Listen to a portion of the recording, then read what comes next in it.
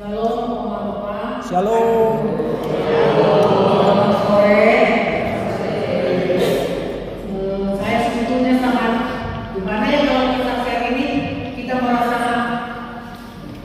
segar menyaksikan tapi benar-benar terjadi.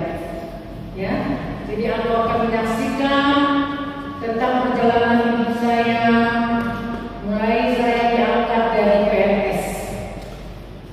Pertama sekali saya diangkat PNS itu di Sumatera Utara, jauh di pedalaman. Kalau orang diangkat ke sana pegawai negeri, banyak yang menolak karena sangat jauh di pedalaman, tidak ada mobil, tidak ada penerangan, kiri kanan hutan, kalau tidak jalan monyet atau kera-kera bergantungan, ular di jalan. Jadi pertama sekali saya diangkat di Sumatera itu memang begitu keadaannya. Tapi ketika saya berangkat ke sana di perkampungan yang jauh, gunung-gunung, tapi di perkampungan itu terdapat madu atau mata pencaharian yang sangat bagus. Sesampai di sana, orang kampung itu menyambut saya dengan sukacita karena itu SD Impres zaman Soeharto. Belum ada guru satupun yang mengajar di situ adalah orang-orang kampung itu. Dan bersyukurnya sekali daerah itu mayoritas Kristen. Jadi jauh di pedalaman itu mereka ke sekolah belum memakai sendal, belum bisa bahasa Indonesia. Nah, kami datang ke sana 3 orang guru, perempuan 3-tiganya, baru ditempatkan di sana. Jadi di sana saya diterima dengan baik. Pertama saya masuk ke sana, mereka sudah menyediakan tempat tinggal buat saya. Padahal pertama sekali saya sangat takut ke daerah, karena daerah kecil, ibaratnya di sini di lebih jauh dari Jampang. Suku tertinggal di Jawa Barat waktu itu adalah suku Baduy. Nah, seperti itulah kehidupan mereka ini. Tapi di sana saya disambut, kemudian dibawa ke rumah saya. Kataku itu tinggal di kota, saya di desa. Kami itu bertemu sekali seminggu, 1 kali ya. Jadi dalam kampung itu saya takut gak ada penerangan. Tapi penatua orang-orang tua di kampung itu menemani saya setiap malam tidur. Ibu-ibu yang ada di sana, orang-orang tua yang pakai sini-sini sampai ke sini-sini sedikitnya, ya. Tapi saya dengan senang hati ditemani. Nah, pertama sekali saya diangkat ke pegawai negeri di situ. Kemudian saya di sana juga dulu lahir sekembar ya. Saya bawa ke sana. Nah, kataku melamar jadi pegawai negeri ditempatkan di Sukabumi. Tinggallah kami di sana. Di daerah itu daerah terpencil. Tapi saya selalu berdoa, Tuhan, tolong Tuhan. Nah, kataku juga ditempatkan ke Jawa Barat. Saya nggak tahu itu di mana itu Jawa Barat, di mana itu Sukabumi. Hanya dalam doa saya itu tolong Tuhan setiap malam. Nah, anak saya udah lahir di situ si kembar, yaitu Kartini dan Kartina Orok. Kataku ke sini itu Orok, ya. Coba melahirkan kembar, kemudian ada anak Suwati yang masih 2 tahun, yang saya urus.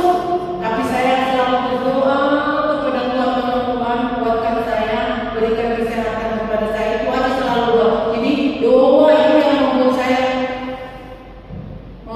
bisa menjalankan hidup itu. Kemudian udah ketemu di sini, kami di sana. Kalau ke pasar itu sekali seminggu namanya pekan sekali seminggu. Kalau sekali seminggu tiap hari Rabu sekolah libur. Nah, pasar belanja. Kalau di kampung itu mah, nah beras, tomat, cabai, kayu bakar, sayur nggak usah beli. Yang harus kita beli ke pasar garam dengan ikan asin. Nah itu. Bagaimana saya ke pasar itu?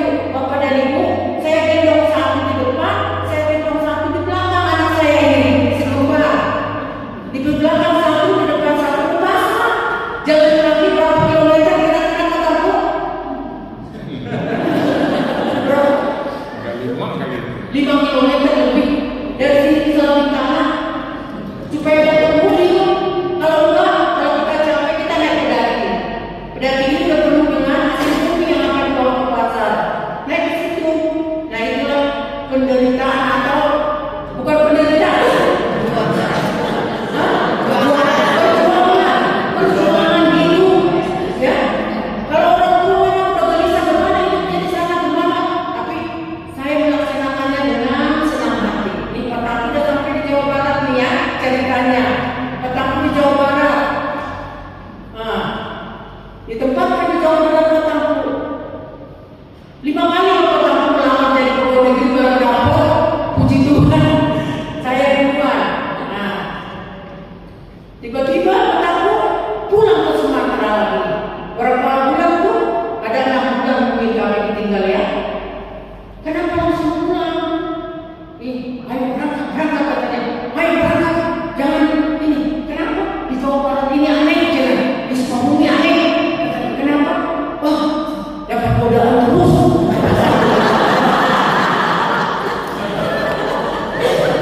Dapat godaan terus katanya. Kenapa? Godaan apa? Gitu ya. Ke kamar, mulut udah masuk. Begitu lagi, Pak, tolong membersihkan kamarnya katanya. Jangan. Kata-kata begitu ya. Terus dia datang. Perpindahan saya belum beres loh. Ini semua pindah saya belum beres, kata saya gitu ya. Udah berangkat aja nanti aja itu gampang, bukan urusan jamaah. Nah itu berangkatlah kami ke Jawa Barat. Kalau zaman dulu Bapak Ibu naik kapal tanpa mas bukan seperti sekarang pesawat.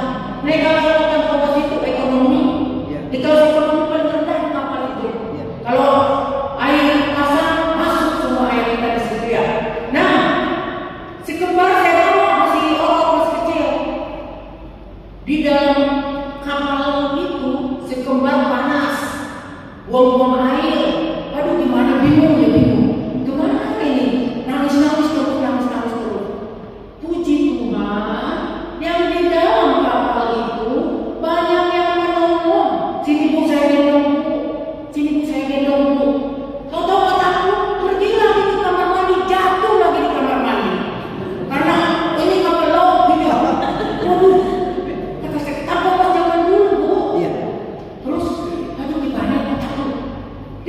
Karena ini suami siapa? Dengan suami saya. Suami saya gitu. Tapi puji Tuhan, banyak yang menolong juga.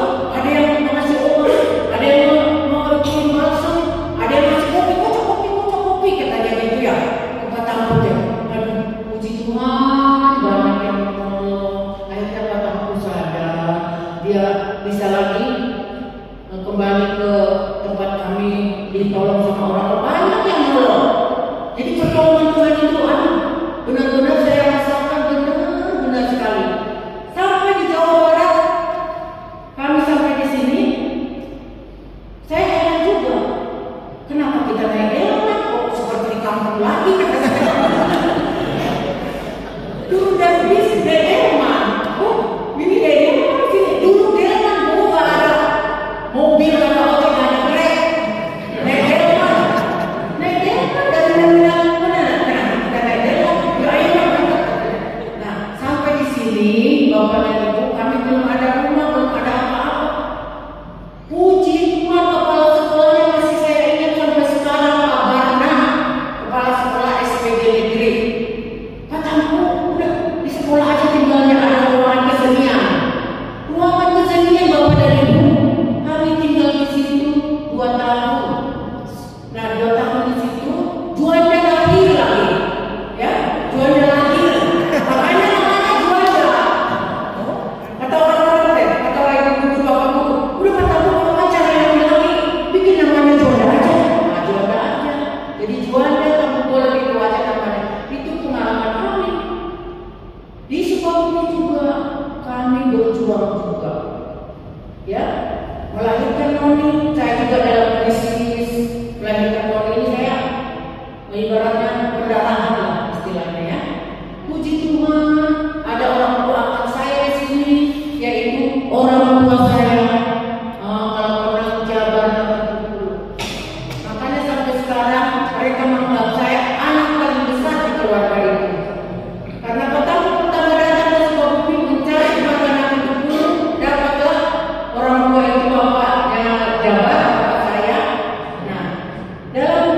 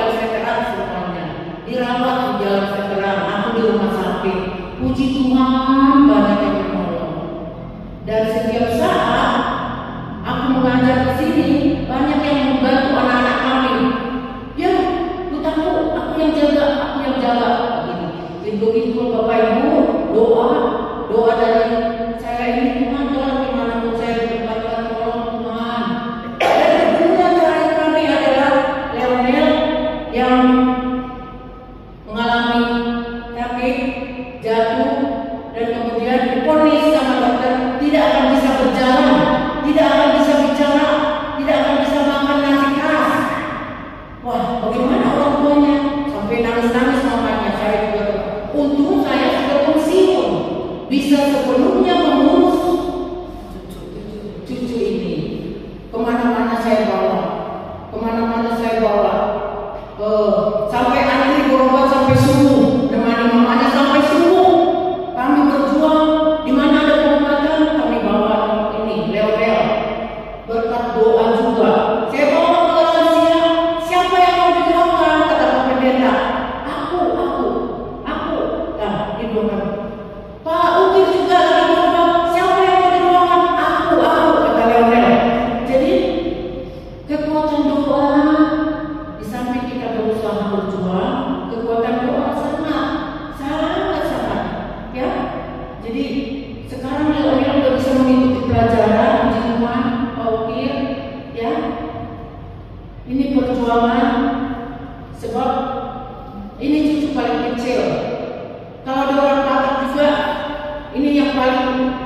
Jangan sampai aku pergi dulu sebelum cucu paling kecil ini bisa. Ada lagu baik juga. Pusat dan itu harus bisa saya lihat sampai berhasil itu dalam orang kata, ya. Dan aku juga di sini akan memuji Tuhan